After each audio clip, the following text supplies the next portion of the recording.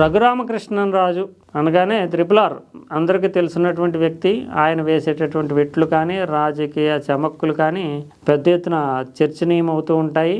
ఆయన most controversial పొలిటీషియన్గా చెప్పాల్సి ఉంటుంది. ఆయన ఎక్కడైతే పీఠం ఎక్కాడో అక్కడ కూడా ఆ ప్రభుత్వం ఏదైతే ఉందో దానికి వ్యతిరేకంగా కూడా తాను పొందినటువంటి స్థానంతో లెక్క లేకుండా కూడా కామెంట్లు చేయడమే కాకుండా వాళ్ళని ఇరకాటంలో పెట్టడం అనేది ఆయనకు ఆనవాయితీ. రాజ్యాంగబద్ధమైనటువంటి పదవిలో ఉన్నప్పటికీ తన అభిప్రాయాలను ఏమాత్రం దాచుకోకుండా వ్యక్తం చేయడం రఘురామకృష్ణరాజు యొక్క స్పెషాలిటీ. ఇప్పుడు ఉపసభాపతిగా ఆయన బాధ్యత నిర్వర్తిస్తున్నారు. గతంలో అయితే ఈయన అన్ని పార్టీలు ఇంచుమించు అన్ని పార్టీలు అంటే బీజేపీకి చేరువవడానికి ప్రయత్నం చేశారు. కానీ బీజేపీకి ఆంధ్రప్రదేశ్లో ప్రాధాన్యం లేకపోవడంతో అక్కడ ఏమీ ఎక్కువ కాలం అంటే ఆ సన్నిహితమే తప్ప ఆ పార్టీ పరమైనటువంటి పదవులు పొందడం అనేది సాధ్యం కాదు. తర్వాత వైఎస్ఆర్సీపీకి 2 సార్లు వెళ్ళడము, వైఎస్ఆర్సీపీలో ఎంపీ స్థానం చేజెక్కించుకోవడం ఇదంతా చేయండి. తర్వాత ఎంపీ అయిన తర్వాత మళ్ళీ జగన్మోహన్ రెడ్డికి వ్యతిరేకంగానే పోరాటం చేసి జగన్మోహన్ రెడ్డి ప్రభుత్వాన్ని బద్నాం చేయడానికి చాలా తీవ్రమైనటువంటి ప్రయత్నాలు చేశారు. ఈ తర్వాత తెలుగుదేశానికి సన్నిహితం కావడం ఇదంతా జరిగింది. ఇక తప్పదు అనుకున్నటువంటి పరిస్థితుల్లో ఆయనకి ఏదో పదవి ఇవ్వాలని ఉపసభాపతిగా తెలుగుదేశం ప్రపోజ్ చేయడం, ఆయన ఉపసభాపతిగా ఎన్నిక కావడం అనేది జరిగింది. ఇప్పుడు రఘురామకృష్ణరాజు తీవ్రమైనటువంటి ఒక సమస్యని ఎదుర్కొంటున్నారు. అది సుప్రీంకోర్టు. అంటే వీళ్ళంతా పారిశ్రామికవేత్తలుగా ఉంటూ ఆర్థికంగా ఎదిగినటువంటి వీళ్ళు చాలా వరకు బ్యాంకుల నుంచి అప్పులు తీసుకోవడం, వందల వేల కోట్ల రూపాయలు, వాటిని దుర్వినియోగం చేయడమా, దారి మళ్లించడమా, తద్వారా బ్యాంకులకి టోపీ పెట్టడం అనేది ఒక ఆనవాయితీగానే ఉంది.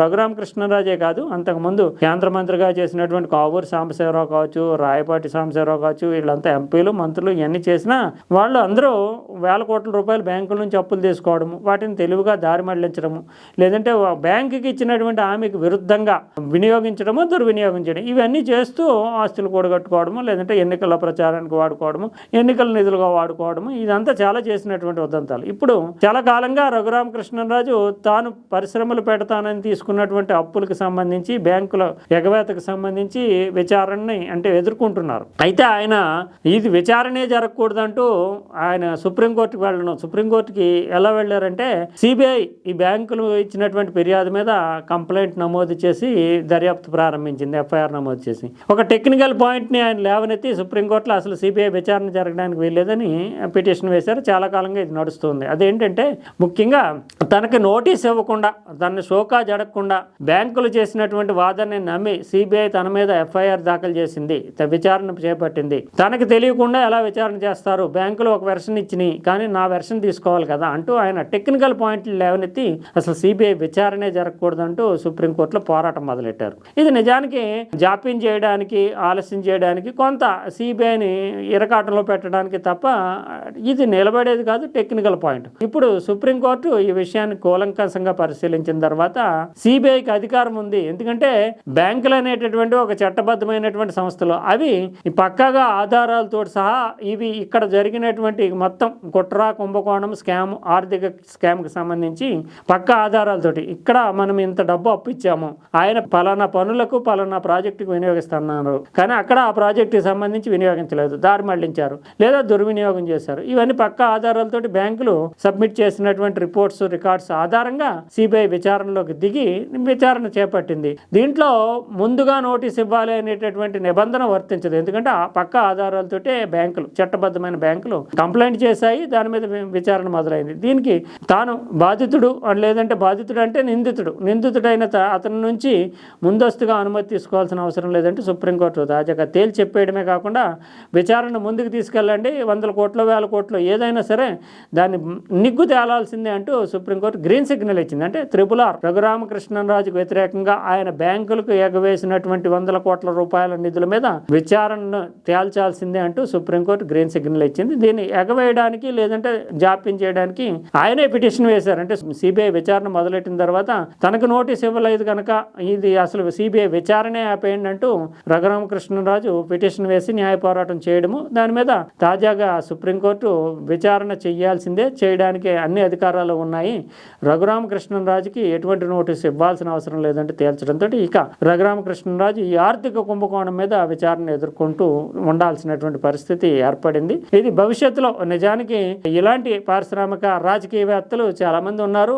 ఇది రఘురామకృష్ణరాజు కావడం వల్ల పెద్దగా చర్చనీయమవుతుంది. ఎందుకంటే ఆయన కాంట్రవర్షియల్ పొలిటీషియన్ కావడం అనేటువంటిది. ముఖ్యంగా రఘురామకృష్ణరాజు అందరి మీద కూడా అటు జగన్మోహన్ రెడ్డి మీద కావచ్చు, పవన్ కళ్యాణ్ మీద సైతం విచురులు విసరడము, ఇలా రకరకాల రూపాల్లో ఆయన తనకు ఉండేటటువంటి నాలెడ్జ్ని వినియోగించుకుంటూ రాజకీయంగా ఎదగడానికి ప్రయత్నం చేస్తూ ఉంటారు. మరోవైపు బీజేపీతో సన్నిహిత సంబంధాలు మెయింటైన్ చేస్తూ ఉంటారు. అయినప్పటికీ ఆయన ఫోకస్లోనే ఉంటూ ఉంటాడు. ఎందుకంటే ఆయనకు ఉండే ఆర్థిక వనరులు, ఆర్థిక బలము, ఏ తెలివితేటలు బ్యాంకులకి టోపీ వేయడంలో వినియోగించారా అనే చర్చ, ప్రశ్నలు తలెత్తుతున్నాయి.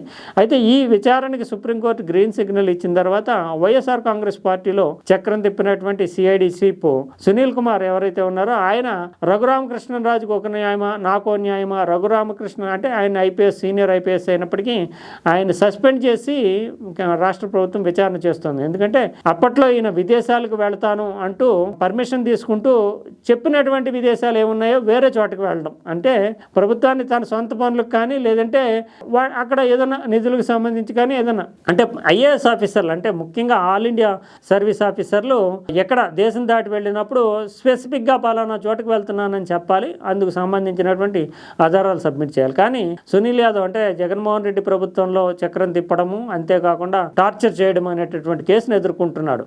రఘురామకృష్ణరాజుని జగన్మోహన్ రెడ్డికి వ్యతిరేకంగా ఉన్నాడని ఆయన్ని అరెస్ట్ చేసి అదుపులోకి తీసి టార్చర్ చేయడం, భౌతికంగా దాడి చేయడం అనేటటువంటి దాంట్లో చాలా తీవ్రమైన అభియోగాలు ఎదుర్కొంటున్నాడు ఇప్పుడు సునీల్ కుమార్. ఆ సునీల్ కుమార్ రఘురామకృష్ణరాజుని కూడా సస్పెండ్ చేయాలి, చేస్తేనే సమన్యాయం అన్నాడు. నిజానికి రఘురామకృష్ణరాజు ఇండస్ట్రీస్ తర్వాత బ్యాంకులకు ఎగవేయడం అనేది ఒక పర్సనల్ ఇష్యూ. ఇప్పుడు అదే సమయంలో ఆల్ ఇండియా సర్వీస్ ఆఫీస్లో ఉన్నటువంటి సునీల్ కుమార్ నిబంధనలు ఉల్లంఘించి చేయడం అనేది అఫీషియల్ డ్యూటీలో భాగంగా చేసేయడం కనుక అక్కడ విచారణ జరుపుతున్నప్పుడు ఆయన ప్రభావం ఉండకూడదంటూ సస్పెండ్ చేశారు. కానీ ఇప్పుడు సిబిఐ విచారణ అతని ప్రైవేటు వ్యవహారాలకు సంబంధించి, ఇండస్ట్రీస్కి సంబంధించి జరుగుతుంది కనుక రఘురామకృష్ణరాజు ఒక ప్రజాప్రతినిధి, ఎమ్మెల్యే, అదే సమయంలో ఉపసభాపతి, శాసనసభ ఎన్నుకుంది.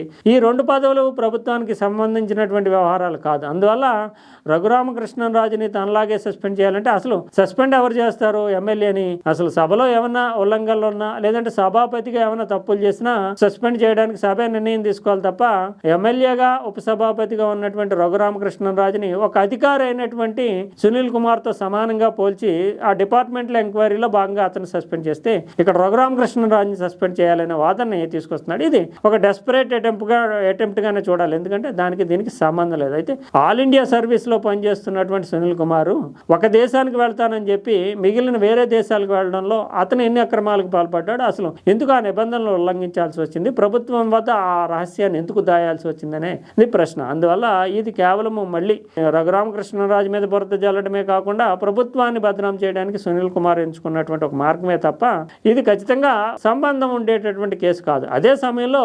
రఘురామకృష్ణరాజు లాంటి ఇన్ఫ్లుయెన్షియల్ ఫిగర్స్ ఎవరున్నా సరే 100 కోట్ల రూపాయలు బ్యాంకులకి ఎగవేసినప్పుడు ఖచ్చితంగా విచారణ జరగాలి, వాళ్ళని బాధ్యులను చేయాలి, లేకపోతే బ్యాంకింగ్ వ్యవస్థపై విశ్వసనీయత పోతుంది. కనుక సుప్రీంకోర్టు గ్రీన్ సిగ్నల్ ఇవ్వడం అనేది రాజకీయ పారిశ్రామికవేత్తలకి, క్రోనీ క్యాపిటలిస్టులకి ఒక హెచ్చరికగా మనం చూడాలి.